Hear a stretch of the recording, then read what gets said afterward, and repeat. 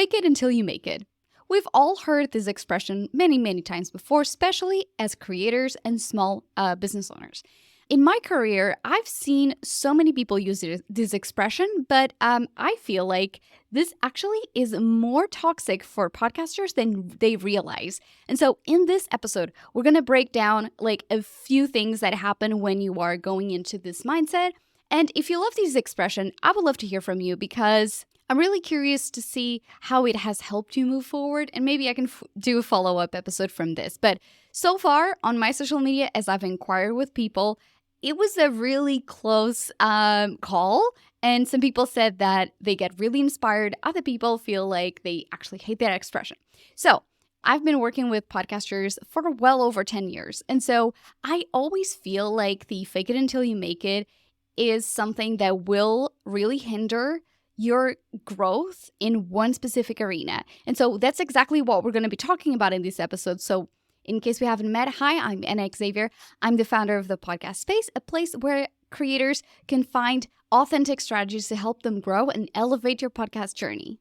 All right, I'm going to dive right into the number one reason why I think you should stop saying fake it until you make it. And of course, at the end of the episode, I'm going to give you an alternative to that because what's the point of taking away one strategy if you're not replacing it with something that's going to be more effective, all right? Okay, let's start right away by explaining why I think that this expression really limits your ability to see growth and to be grateful. So basically, I feel like using this expression removes the worth of the stage where you're at and deepens imposter syndrome because it's almost like you don't have enough worth, quote unquote worth, to talk about the place where you are and owning where you are. And so to me, I feel like so many podcasters are so eager to be in a kind of like a next level that they almost rush through these messy middle and these part where a ton of creators always go back to. And so whenever you're thinking about like the fake it concept, like I want you to think about like there is value in the stage where you're at and you don't need to rush where you want to go. It takes 1,000 hours, I believe, to get really good at something. And so on that journey of really appreciating the growth that you have as a host or as an editor or as someone who is learning how to interview other people or learning in your expertise, because the more you talk about a topic on a podcast, the more confident you'll become as a speaker. And so to me, I think that there's value in talking about this. Like I've always talked about how, being a multilingual producer, a lot of times I feel really stuck and I'm afraid of like sometimes making mistakes. And I own that because I think that that is an opportunity to actually connect with people who are, maybe they're not multilingual, maybe they're not bilingual, but they can relate to the fact that there are parts in our journey that we feel insecure. And I've talked to so many big creators that share this with me as well, that, there's fear in that vulnerability. There's fear in talking about things that we, like showcasing pretty much that we don't have it all figured out. But I thought that by now we would be more comfortable talking about how, hey, like nobody has any clue what we're all doing. We're just all figuring it out. And so this concept of like fake it until you make it is this, I feel like this limitation that we put on ourselves in the fact that we're not being grateful for every learning opportunity that we have. And so a huge issue that I see with this like fake it part is that you're not looking at realistically what you can do. It's almost like subconsciously, it's almost like the hustle culture where you feel like you have to be giving 100% every single day, but also be everywhere constantly. And that shows up in ways like, for instance, you're just a one person who, maybe you love audio, but you feel like you have to create video content because that's what the gurus, right, like that you look up to are doing, and you feel like you have to keep up with what they're doing. And so a lot of times these people have teams of 3 to 5 people, and you're trying to fake the same level of quality output or just execution that is unrealistic to someone where you're at. So if you're able to own the stage where where you're at, you're able to kind of like progress in a more consistent way.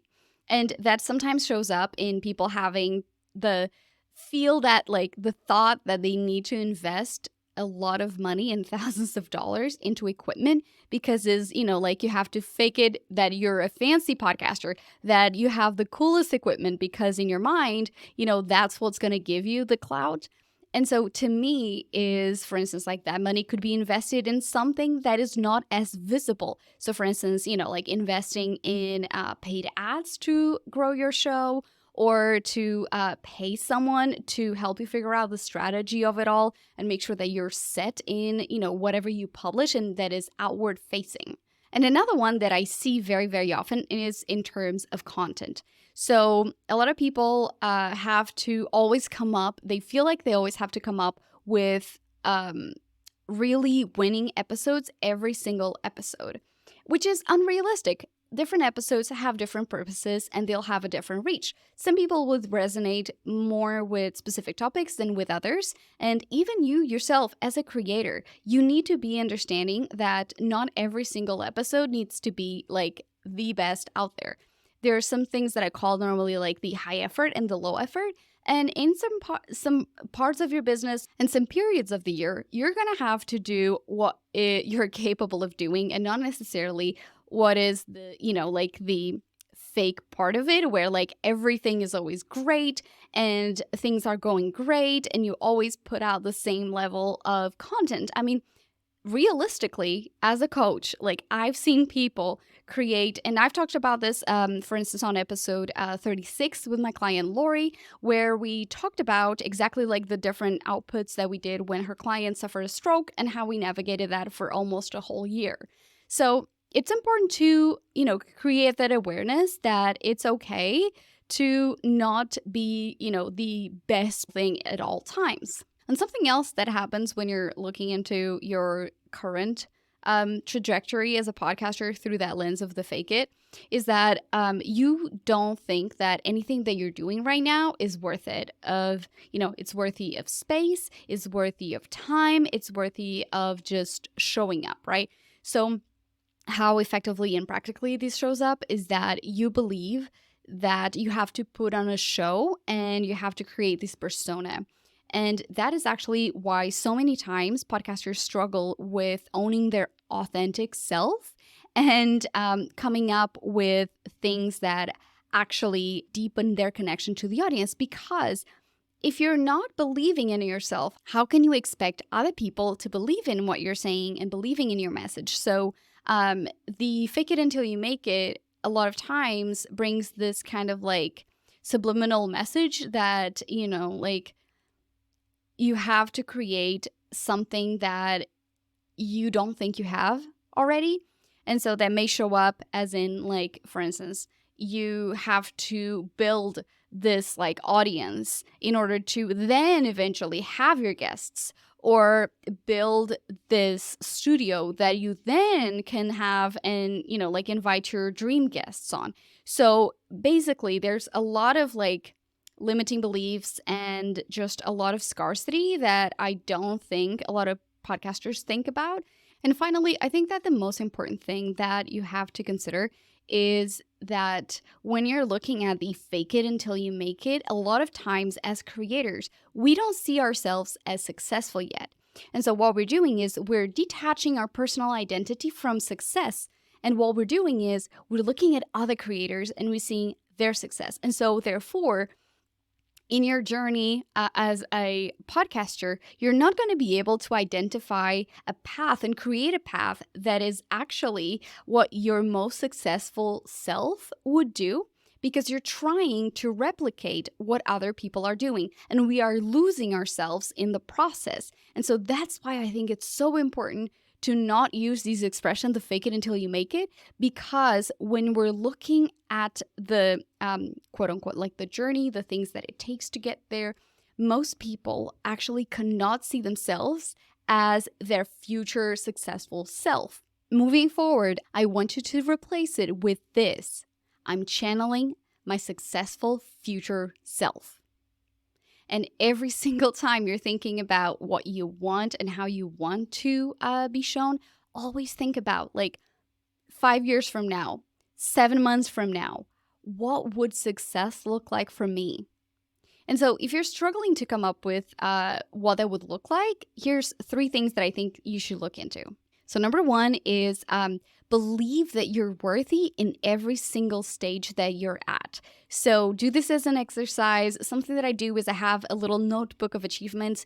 Whenever something exciting or important happens, sometimes it's just a mini milestone, but I'm still collecting that important achievement in there. So make sure that you are looking at every milestone as successful and as a proof that if you can do that once, you can do it again, right? So for instance, something for me is that obviously, like, I am a consultant. And so whenever I'm in doubt of my capabilities, I just look back and I see, okay, I've been able to successfully sell courses in the past. And so I know that there's proof there, so I can move forward and tell myself that I've done it so far, therefore I can do it again. Number 2 is believing that you're worthy of taking space. And what that means is that you're worthy of taking space where you are right now. Also, I think something else is, like, for instance, like being appreciative of the type of engagement you have right now. So whenever you're coming out and you have, for instance, if you're met with authenticity and vulnerability from your community, meet them there. So if you're struggling with that right now, share it, right? Like, talk to your audience where they're at the same time. Because when you're creating content that feels authentic, it's way more attractive to the audience and you'll see faster growth. And look at it from the perspective of, like, the lens of the why. Why do I want this? Why do I think that this is what feels appropriate, right? So instead of thinking about, like, oh, it's what is expected of me or what I think I should be depicting outwardly, like, think about it like, why do I actually want this? And it's going to feel so much more aligned with what you want to do. And it's going to feel a lot more, I don't know, like, maybe exciting because you're actually questioning why you want to do these things before you devote time and money and put a lot of other resources into it. So number 3 is actually get clarity on your current strengths. And so many times I see podcasters wanting to fake into becoming someone else that they're completely ignoring their biggest strengths, and it would just make the whole journey way easier. So sometimes you're not able to do it by yourself, and that's where, like, that's such an easy exercise that I do with podcasters. It's, one of those things that it's a baseline for creating a long-term impact that you're excited, proud, and just really able to own at every single stage of the process. Like, for me, it's just such a better way to look at it. So channel your most successful future self whenever you're thinking about all of this. And if it sounds like you're wanting help with that, you can reach out to me because I do consulting with podcasters. And this is one of the funnest exercises because I love seeing your eyes light up when you realize that it does not need to be that hard and it can actually be exciting. You don't have to wait to celebrate any wins. You can do it right now. I'll have the link below where you can reach out and hear more about it. I've worked with podcasters on different stages and pretty much every topic, so I am sure we can work together. All right. I cannot wait to hear your ahas on social media. If you're still, after listening to this episode, you think that fake it until you make it is a diehard expression for you, I want to hear your thoughts on that. So please feel free to reach out to me on Instagram. I'm at The Podcast Space. And obviously, all the resources mentioned in this episode 38, will be at thepodcastspace.com/podcast. I've been Anna Xavier, and I am so happy that you decided to join me in this episode. And I cannot wait to hear more about your podcast journey and keep creating content that is imperfect but moves you forward. I'll catch up with you on the next episode.